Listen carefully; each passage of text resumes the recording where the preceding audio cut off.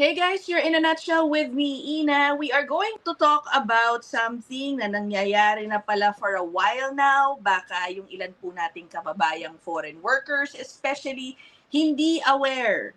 Okay? Na bawal itong gawin ng mga employer. By the way, you're in a nutshell with me, Ina. Okay? Naka-encounter na ba kayo ng employer na nagbibigay ng pangalawang kontrata, nagpapapirma ng second contract? Pwede ba yun? Okay. Yan ang ating pag-uusapan kasama. Muli si Attorney Renz Grospe. Hello, Attorney Renz. Ate na. Yan. Ang kanyang email ay yung nandyan po sa ibaba. Tell us about this second contract. Of course, based na naman ito sa experience ni Attorney Renz, handling complaints, clients na lumalapit sa kanya dahil dito sa second contract na ito. Ano ba yan? So talamak to sa mga temporary foreign workers. Ang problema kasi, sa perspective ni employer, marami kasing mga temporary foreign workers na maalis, hindi nagfi-finish ng contract. All right. Right? Okay. So then, marami mga employer na nagsasabi sa akin, how can we stop that? Mm-hmm. So lagi ko na lang naman sinasabi, ang mga foreign workers kasi, they have the same rights as permanent resident and then Canadians, citizens. Yes, that's They cannot just, hindi mo sila pwedeng pilitin na magstay sa'yo. Mm-hmm. So, it's more of a question ng human resources, di ba? Like, siyempre, kung para makip mo sila, give them better wages, di ba? Treat them well, di ba? Wala dapat abuses. Then they will stay, most likely. Mm-hmm. And some of them will not stay kasi nga, for example, sa Quebec, hindi sila makapasa ng French exam. They move out. So, kahit maganda yung trato ng employer, they move out. So ngayon, itong particular na employer na to, hindi niya nagustuhan yung sagot ko. Nako, okay. So ngayon, merong may mga consultants in Montreal na gumagawa ng second contract. Ang nakalagay sa second contract is may mga penalty clause na if, for example, hindi mo tinapos ang kontrata mo na 2 taon, 1 taon, 3 taon, you will pay $10,000 penalty clause. Okay. Is that legal? Is that allowed? Okay. Yung question niya, yung process kasi ng LMIA, ang answer ko, no, hindi siya legal. Okay? Ang process kasi ng LMIA in Quebec is you have to submit yung kontrata.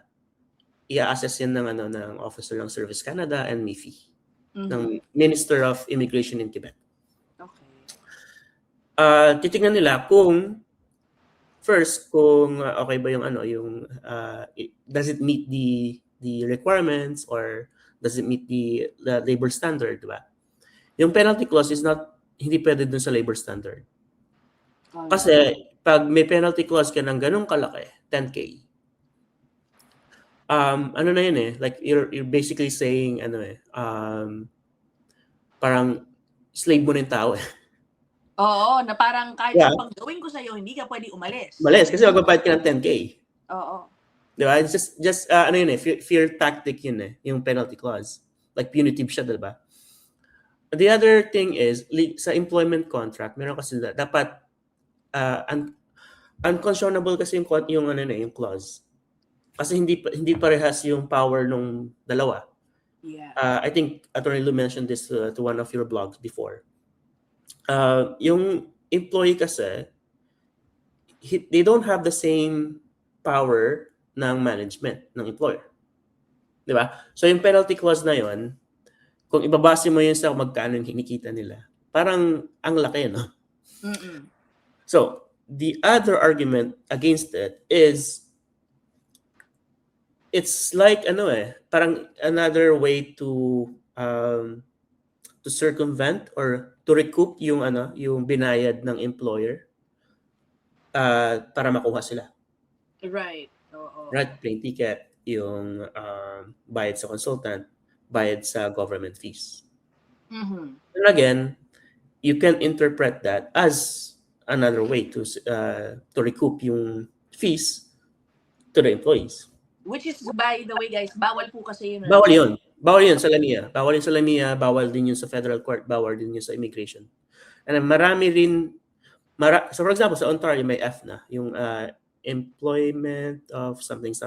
But again, yung ano na yung FNA, that protects yung foreign nationals. Mhm. Okay. Okay? Employment protection for foreign nationals ata yun at yung FNA. Bawal doon yung recoupment ng fees.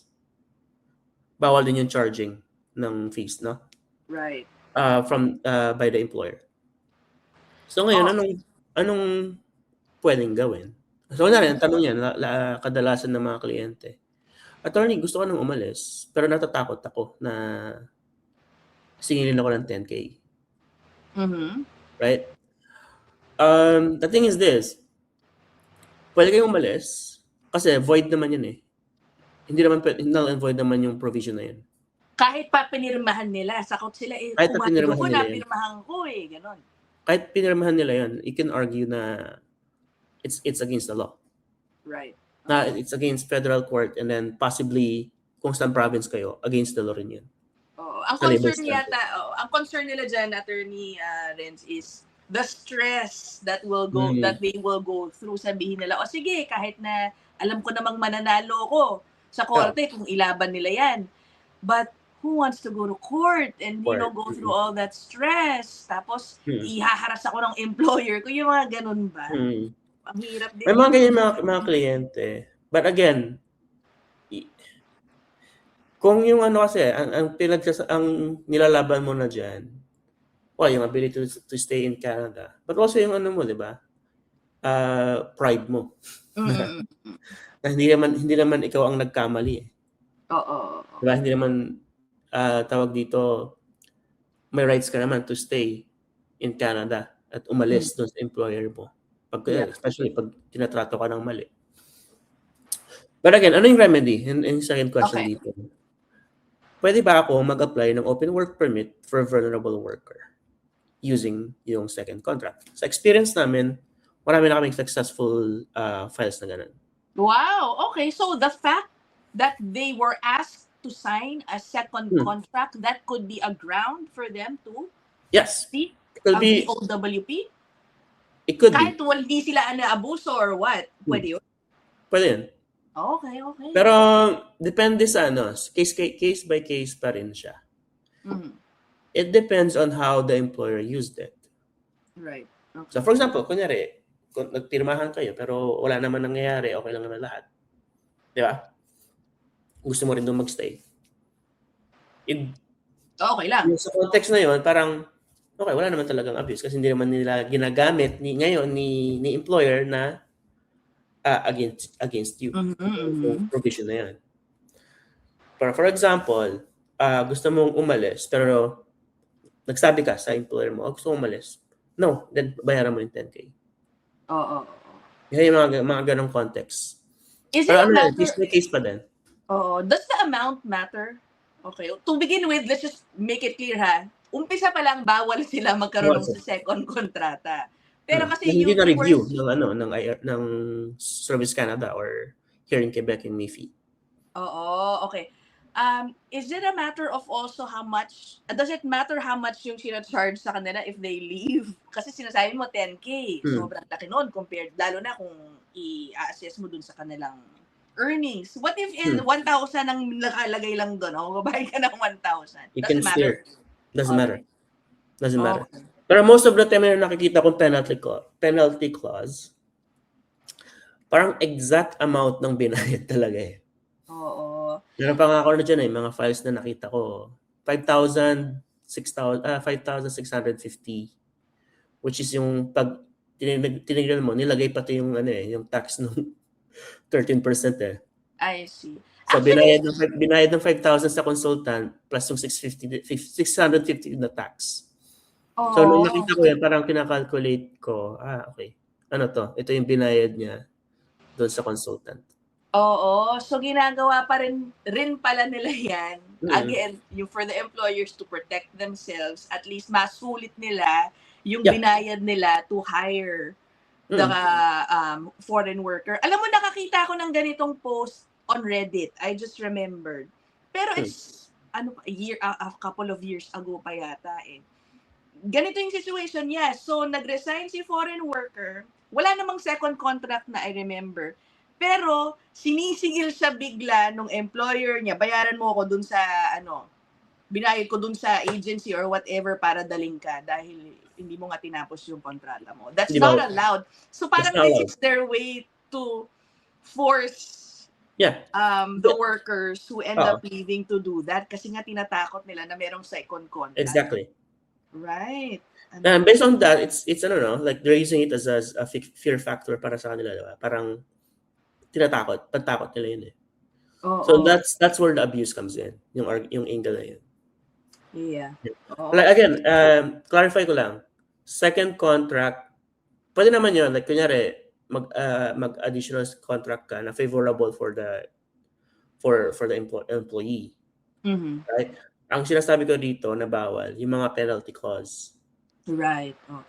Or for example, bawal din naman yung parang yung second contract, meron kaming ganitong file na open work permit. Hinar ka as welder. Right? Pero since mas merong kailangan sa isang position, nag-create sila ng pangalawang kontrata na okay, ang work mo talaga ay ganito. Pag-umpisa mo na sa binago, bawal din yun. Bawal din yun. Which is, sa case naman na to, yung consultant na gawa ng kontrata, parang pinahamak niya pa talaga yung employer. Kasi ginawa niya ng kontrata eh. Then that's an evidence na bawal yun na pagtrabahuhin mo sa ibang. Pwede naman yun, basta may lamia ka. Kunyari, hinar mo ng welder, pero ang kailangan mo pala, mekaniko, pero si applicant mo or yung client mo, yung employee mo, may mechanic experience din siya. I-apply mo ng lamia tsaka work permit ulit para mabago yung conditions ng Pero bawal yung kung wala kayong lamia, bawal yung baguhin yung condition ng employment conditions. Correct. I think that's the most important basis for everything. You start working for an employer kung kayo po ay TFW. Kung ano lang yung inaprubahan sa LMIA, yun lang ang dapat sundin. Any modifications to that, kailangan si employer i-alert muna yung yung ESDC in this case. Service Canada. Yeah. Okay, kailangan puntahan muna nila doon at doon nila i-apply yung kung anumang changes. Depende pa po yan kung aaprubahan ng ESDC. And then that's the only time that a second agreement or contract could be valid. Valid, yes. Right. Tama. So kunyari, kung may mga small changes, ang employer has the obligation to do voluntary disclosure. Okay. If it's a material change, so for example, material change yun, binago mo yung yung job title tsaka yung tasks. You have to apply for a new LMIA and then subsequently yung work permit. Right. Okay. Pero yung penalty clause na 10K, bawal yun. Right. Okay, I guess I think that's clear, guys. Mag-ingat kayo, know your rights. Tama po si Attorney Renza, may basihan yung sinasabi niya kanina na ang karapatan, ang rights po ng temporary foreign workers in Canada, okay, pareho ng rights ng mga Canadians and permanent residents. So let me show you that document before we end the episode. This is from canada.ca. Okay, a document showing you yung rights ng TFWs. Nakasulat po yan. Okay? If you are a temporary foreign worker, you have the same rights and protections as Canadians and permanent residents. Kasi, kaya ko yan na pinakita rin, Attorney Renz. Kasi, in previous episodes, I would see comments from some people saying na kapag TFW ka, ano lang yan, wala kang karapatan daw, no? Oo. Privilege mo yan na pwedeng Yeah. bawiin at anytime. Meron po talagang may basihan yan. Mhm. They do have the same protections. Yeah. Okay? Siguro din, comment doon sa mga employer, wag lang kayong kukuha ng consultant or lawyer na sasabihin na hindi nagsisay no. Okay? Yeah. Sometimes the best advice is no. Ang sagot. Oo, totoo. Additional dito pala, Ate Ina, the same employer yung sinasabi ko kanina in the beginning, sinabi ko na sa kanila noon na no, hindi pwede yan, yung second contract. So ngayon, nagkaroon ng random inspection. So nakita yung second contract, yung penalty clause. Ayun, nagbayad sila ng penalty. Siguro, I think it was 40 to 60K. Oh, wow! Band ata sila suspended yung mga lamian nila. Tignan mo. Who consulted you again? The lawyer or a fellow lawyer or the employer? No, it's an employer na kliyente ko dati. I see. Sinasabihan ko na sa kanila na hindi pwede yung ganyan. Kung papagawa nyo sa akin yan, I'll have to fire you. Kasi hindi ko pwedeng maggawa ng something illegal and unethical. I see. Ang nangyari, pumunta sila sa isang consultant. Yung consultant, I'll do that for you.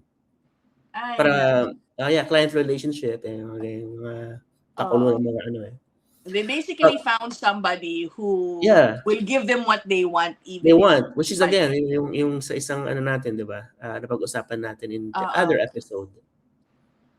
Na hindi pwedeng gano'n na kung ano yung gusto mo, ipipilit mo. Right. Okay. May rule of law pa rin ng Canada. It's good to know that update, no? And you feel, I'm sure, vindicated. Yeah. Diba? Sometimes, ayaw mo rin naman, as a representative, ayaw mo rin naman ng ganong client. Right. Kasi it shows na yung nila, morals nila, anong ethics nila. Right. Kung lagi silang like, they're always willing to do yung illegal, parang ang hirap naman na i-represent yung gano'n. Like, you're gonna risk your license for someone na gano'n, di ba? Right, right. Yeah. Okay. Well, Attorney Renz, thank you so much again for sharing your insights and knowledge about this. Guys, ingat kayo, yung mga second contract na yan. If you have your experience, baka may ganyan kayo, no? Put them down there in the comment section. I'd love to hear your stories. We'll end this episode here. Thank you so much, Attorney Renz. Bye, everybody. Salamat.